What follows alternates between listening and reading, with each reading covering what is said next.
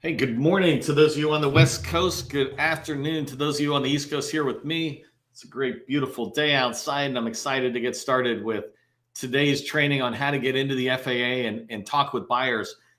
Before we get diving into that training today, I just want to give a quick little tip to people who are here early or showing up on time. I really appreciate that, and I want to say thank you. And my tip for you is go check out my LinkedIn profile or Juliet Fletcher. I think she's out there as well, but she's in our community. She shared a post today, and you'll see me. I'll have commented on it, but her post is really cool, and I think it would be great for you to go take a look at it as a reminder. She's a proposal manager, proposal writer, and helps companies, write winning proposals, right? And she wrote something today or yesterday, posted it out there, talking about what you need to do in order to have a great winning proposal submitted to the government. And she listed out 10, 15 bullets that are just the vital things to success. And so take a look at that. I think you will find the read a really good read. There's some good commenting in there as well, but follow her stuff because she puts out good writing suggestions and guidance, and then has conversations like this one on there. But so Juliet Fletcher, you can find her out there. Okay, we're gonna get rocking and rolling. I'm doing my little sound check, turning off my captions so it doesn't scroll the whole time. Okay, we're good to go. And I say that softly as I bounce back to one slide. Okay, perfect. So let's get started. People do business with those they know, like, and trust. We've heard this before. In fact, I like to say that a lot of us like to say that people don't buy from companies, they buy from other people. And in order to buy from other people, they need to know, like, and trust you. In today's training, I'm going to teach you how to start that process for the Federal Aviation Administration, FAA, by finding the right people that you can put on your target list of contacts to call and start doing outreach. So that's what we're going to talk about today. I'm excited to talk about it. If you don't know who I am, my name is Neil McDonnell. I'm the president of the GovCon Chamber of Commerce, and I want to welcome you to my daily LinkedIn Live federal sales training, where I teach tips for success in the federal market. I spent 20 years as a small business owner in the federal market, and since 2018, I've been teaching people like you that government contracting is not a secret, it's just a process. When we follow the process, we get predictable results, and that's what we all want, I think. Before we get too far into this, help buyers, help me, and help others in the community remember who you are. Put your company name in the chat with 2 or 3 words that describe your core competency. Make it easy for me, for buyers, and again, for other people in this community to remember who you are. Don't ever feel like you do this too much. Do this every single day at every single event you're out there. Just put it out loud and proud that you are this company doing this core competency, and let us all know who you are. Also, as we go through today's training, I want to encourage you to engage with others in the chat. If you're open to connections, let people know. If you see a comment that somebody puts in, maybe put something back. And then if you see opportunities that you might be able to take this offline and go chat with each other and see if there's teaming potential there or synergy going after particular agencies like FAA as an example. So engage with each other in chat. This is your community. I'll be teaching something today, but at the same time, you've got this ability to chat with the people who are to the left and right of you. And then also one last thing, let me know that you hear me and that you understand me. As I go through, I'm going to ask you to put certain things in the chat and do that when I ask for it. So that way I know that I'm reaching you. So I want to talk, I'm going to talk about a lot of stuff pretty fast. And before I share my screen and dive into FAA and really pointing you in direction of how do you build a targeted list, I want to talk about the 7-step process for federal revenue success, right? I've just laid out this, the process for success in the federal government in 7-step process. That 7 steps are visibility, targeting, outreach. Those lead to relationships, opportunities, proposals, and sales. And so let me walk you through. And the reason I want to walk you through this is because what we're doing today in the training aligns directly to some of the steps on the 7-step process, and then indirectly to all of them. So the 7-step process, visibility, that's about being findable when somebody is trying to locate a company like yours, a company that does data analytics, hub zone company, 8A company, whatever, right? And the reason I paused for 1 second is because the minute I was saying visibility, it's ironic for today's training that that's exactly what I want the government to be. I want them to be visible. I want them to be attractive is the second part of visibility, that when I see that, their information, I want to follow further up with them. And it's the same thing for you. You want to be visible to the buyer and looking good to teammates and buyers when they do actually find you. When I say looking good, I mean, if you're a data company, you want to look like a data company. The second step, targeting, this is about finding the right people to call. And this is primarily what today's training is about. And the idea is you want to pick one agency and go deep and wide within that agency, not wide within the federal government. And so you want to choose that one agency and you want to choose the right people to begin to call, or in fact, right's a little too generous there. You just want to find a bunch of people that seem like they're right. You will find out if they are right. And then outreach as you move forward is really just picking up the phone, doing some emails. If you're at a networking event, right, you're walking up to people and you're talking to them. This is just outreach. And this is the very first step of somebody getting to know, like, and trust you. Remember, they only buy from us when they know, like, and trust us. In fact, in the federal government, what I like to say is they only talk to you when they know, like, and trust you. And in business development and capture, we want them to talk with us. So all that leads to relationships. And I'm not going to go farther into the process on here, but we want to build strategic relationships if we want to sell to the FAA. That's our example today. So I'm going to dive into that. I didn't want to share that, but I am going to share something else. Actually, I'll share two. Let me show you the graphic that I just did. So that's the process. I didn't want you to get distracted there for 1 second, but I want to show you a different one as we go into today's thing. There's something I call the adoption bell curve, but it's also the marketing engagement bell curve, whatever it is. I just call it the bell curve. My team and I call it the bell curve. And the whole point of this is that some people will talk to you and some won't. And so you can see right here in the middle of the bell curve, you have the left-hand side, innovators, early adopters, early majority. Those people will talk to you. And then you got the right-hand side, late majority laggards. They probably won't. And let me use a quick example. Innovators, if you think about the iPhone, right? Innovators are the ones who sleep in a tent when the next iPhone's coming out so they can be the first ones to get it. Early adopters are like my wife. She wants to get a coffee first and then show up at the store on Monday morning and she'll get the newest iPhone. Early majority are the ones who just wait for the early adopters and innovators to use it for 2-3 months. And then they go, okay, I'm going to get it. They know they want it. They know they're Apple fans, but they're like, I'm not in a rush. I want to see the bugs being worked out. And so early majorities look to those first two people. You can think in the federal government that it's kind of like past performance. Some agencies will just love what you say about data or cyber, and they're like, oh, that's perfect. Get in here. And early majority type agencies will say, you know what? I want you to have some past performance.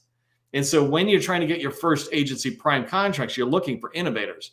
You certainly are not looking for the majority of the bell curve. And this is the part I'm trying to get you to understand.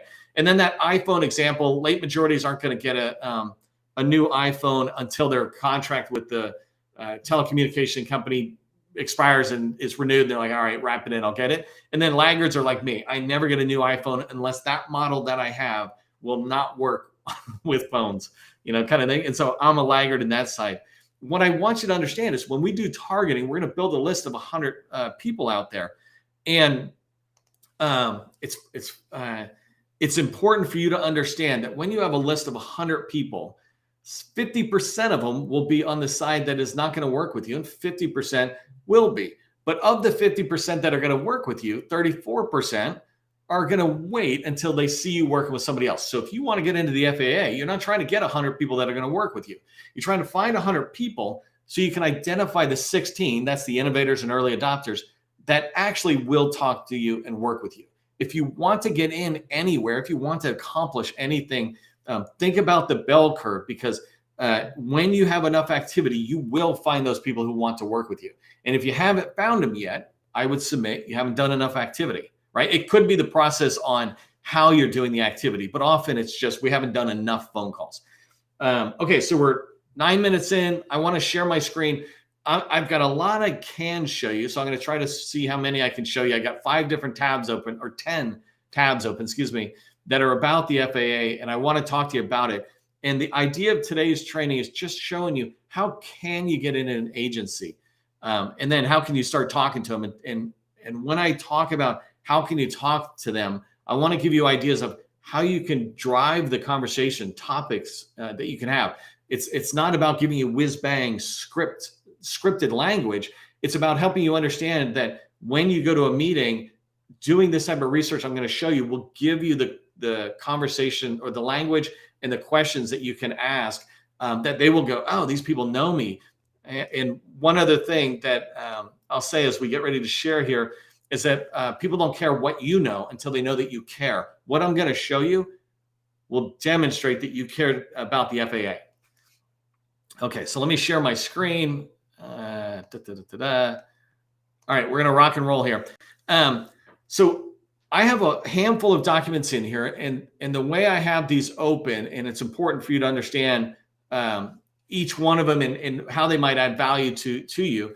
But the way I just search for FAA strategy documents, right? That's what I look for. Anything that had the word strategy in, that's where I started. I love starting with strategy because it just generally turns up good results. And so that's a tip for you is if you're searching in an agency, just choose the agency name and the word strategy, and it should deliver pretty good results to you. Okay, so this one here, Airspace Modernization Group, it's an industry day update, so an industry day brief. And the reason I like this document is right on the second page, it instantly gives me 9 people. So I didn't have anybody at FAA. Now I have 9 people. And I back up for 1 second. If you haven't heard me teach this before you start looking at people, you want to understand the FAA as an organization. And so as an organization, I'll know that the Airspace Modernization Group is a group I'd like to get in and talk to because for today's example, I'm trying to get in and talk to them about data. Can I help them with data and the activity?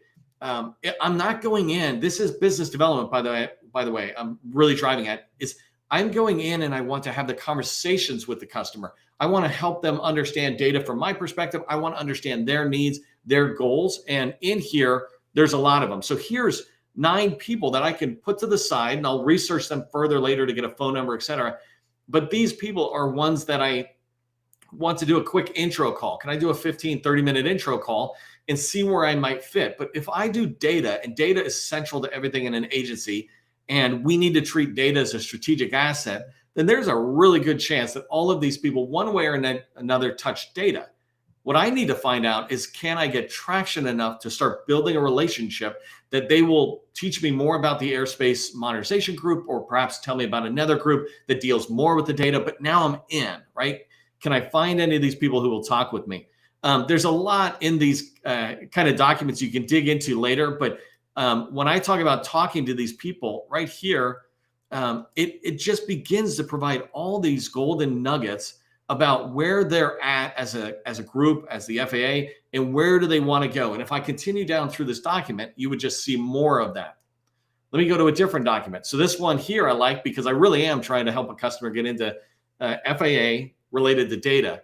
And this particular document, let me spread it out here.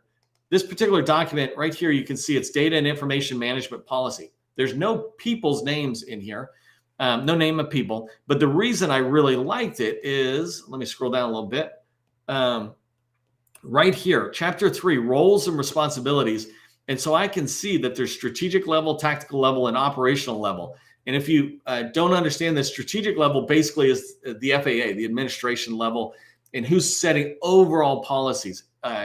Tactical level is where I want to go. These are the people dealing with the data, right? And then operational level, these are roles and responsibilities for users of the data, people who might be creating data. So the tactical level is the place where people might hire me as a data person. So I just clicked on it and I came down here, and let me zoom out because you don't need the, I think you can see this, and I'll try to track on this, and I could talk to you as well. But here's tactical level. I can begin to see how are they organized. So right here, I can see that there's a chief data office. I know that. I know that there's a chief data officer in every agency. That's cool. I see it. I can read how they interact, which is vital to me understanding them, but it also helps me understand different groups. But the part that I love is like when I come to 2B here, the stewardship communities of practice. I hadn't heard of that at FAA. But now that I have, a couple of things, I can dig further into the internet to try to research, find more information about these people. But now when I go to the small business professional, I'm not having this casual capability briefing conversation.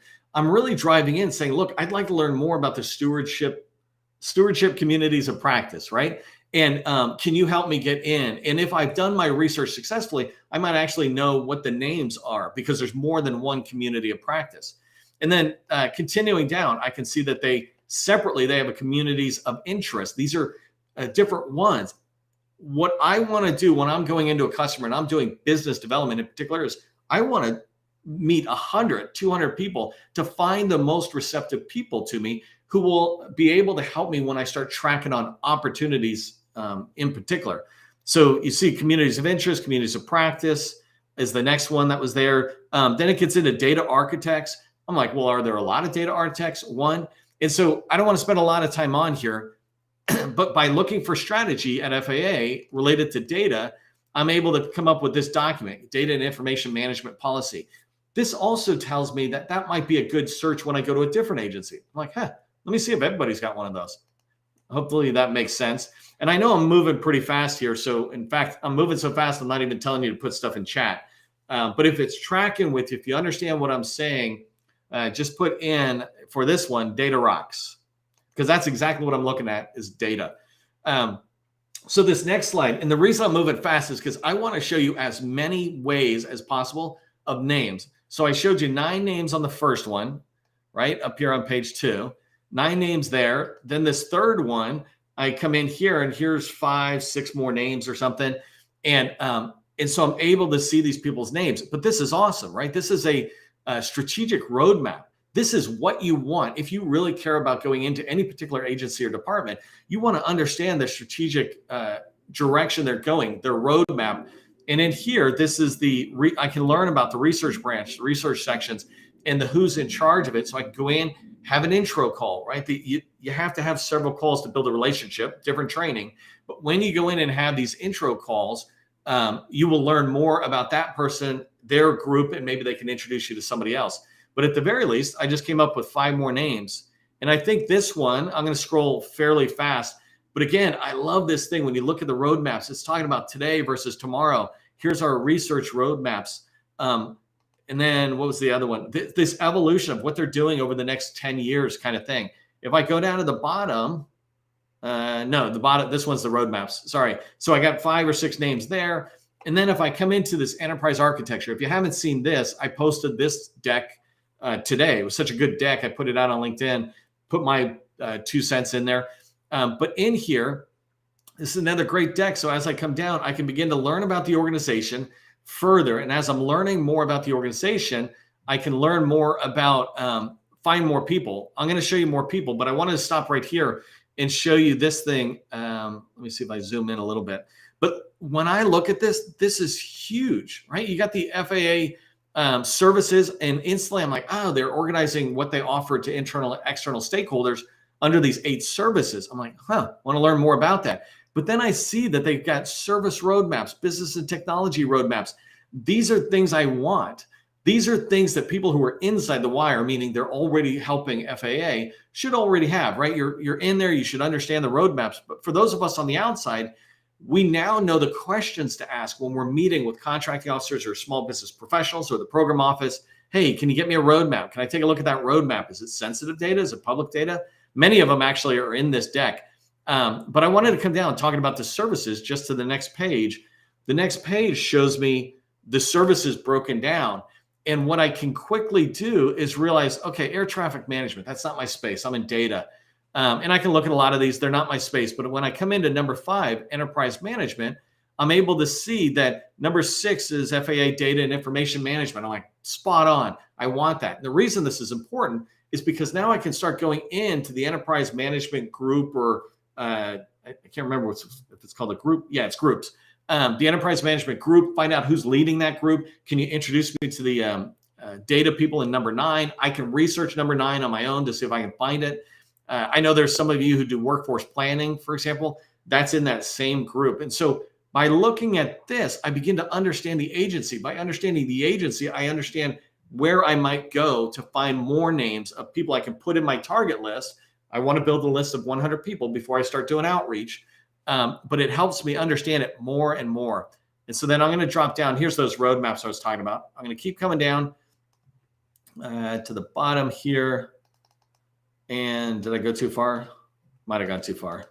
Right there. So right here is 4 key people at FAA, right? So adding 4 more people in there that have their emails already, right? And for me to find their phone numbers isn't hard at all. If they're sharing emails, I know their phone number's out there and I'm going to find it somewhere.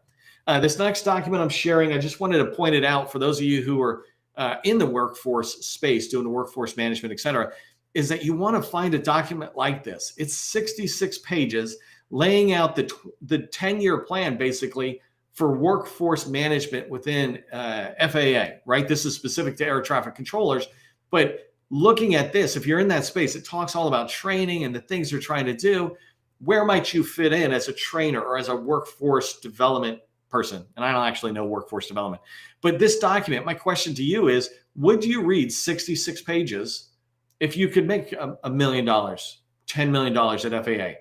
Isn't that our goal? Is that we're trying to go into an agency and generate $1 million or $10 million in revenue with that agency for our company? If that's your goal, right? Would you be willing to read a strategic document or a workforce plan that's 66 pages? If you are, go ahead and put in the chat for me. Yes, I'll read. Yes, I'll read. So this next one I want to come to, it's another industry day brief that's out here. And you see the pattern as I go through. This is 84 pages. And as you go through, you can keep finding more and more people. So let me slide up one second. Right here, it begins to tell me who some of these people are.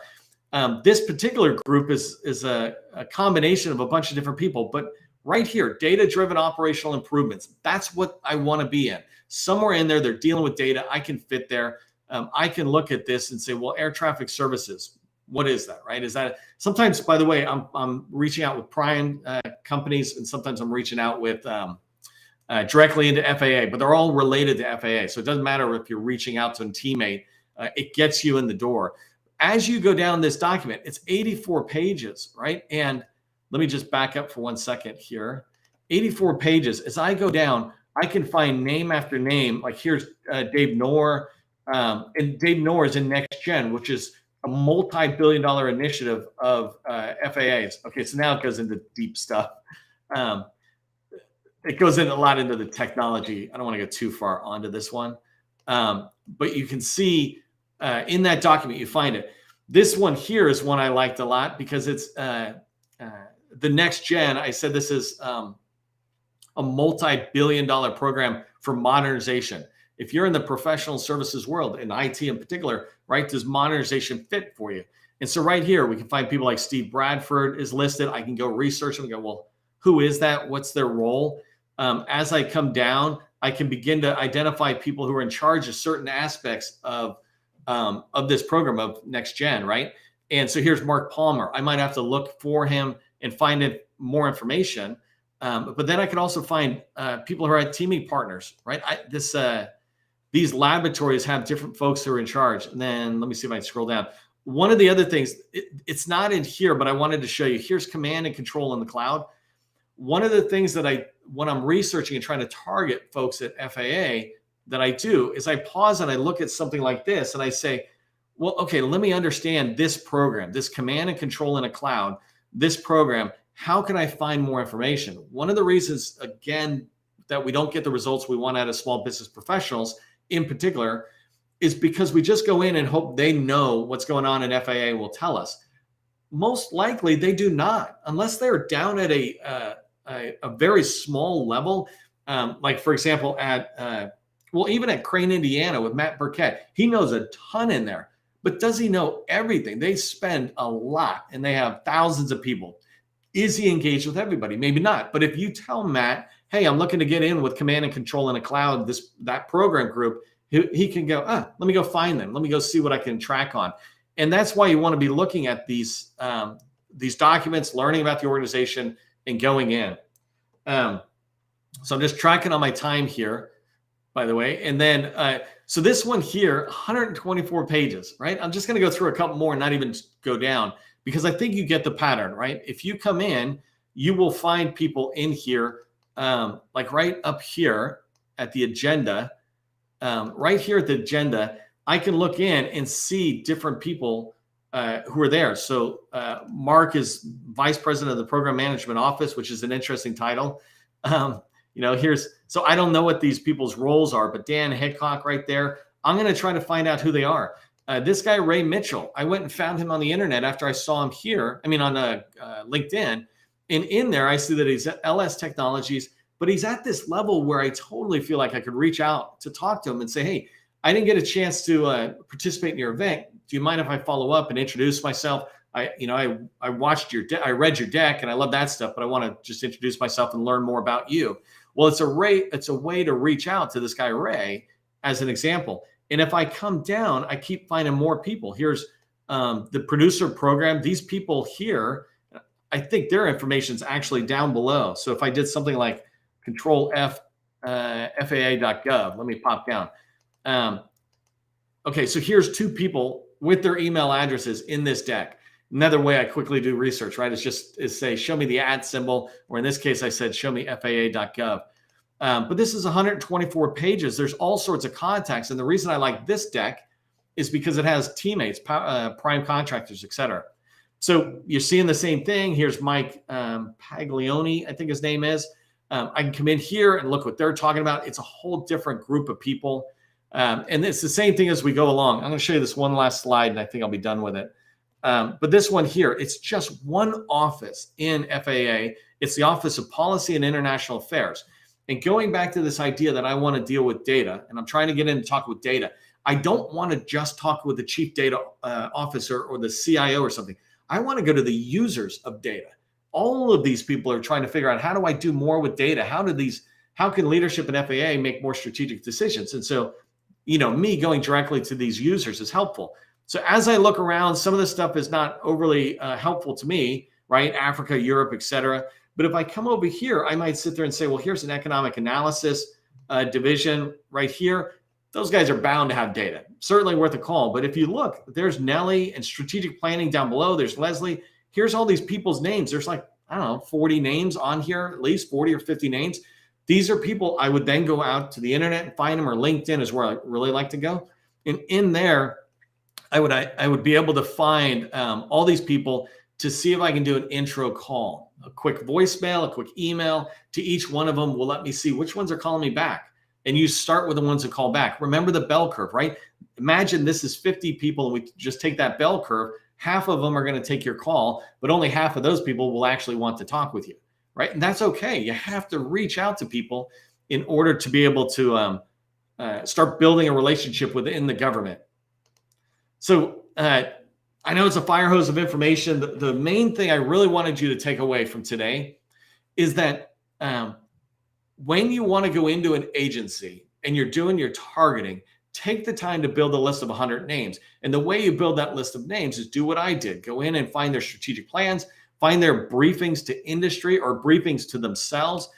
When you find that, you begin to forget the contracting officers and forget the small business professionals, valuable, but not the ones we want. You find program office people. I get asked all the time, how do I get in the door? How do I don't even know who to call. Well, targeting is about knowing who to call. I just got in that exercise, I bet you there's 100 names. Those 100 names, I don't know if everyone's a perfect fit for me, but I can find them. I can get their number and email and begin to reach out and ask them to introduce me to the right person if they are not the right person. So hopefully that stuff makes sense. By the way, I do all of my activity on LinkedIn. I have a lot of strength in LinkedIn, and that's how I start and build relationships. If you're interested in a course that I have on starting and building relationships, you can find it at beautyinabox.com. There's the little logo there, or website. But go there, check it out if you'd like to use LinkedIn at this next level that I use it at to find people as you start and build relationships. Remember, government contracting, it is not a secret. It's just a process. I'll see you in the next training.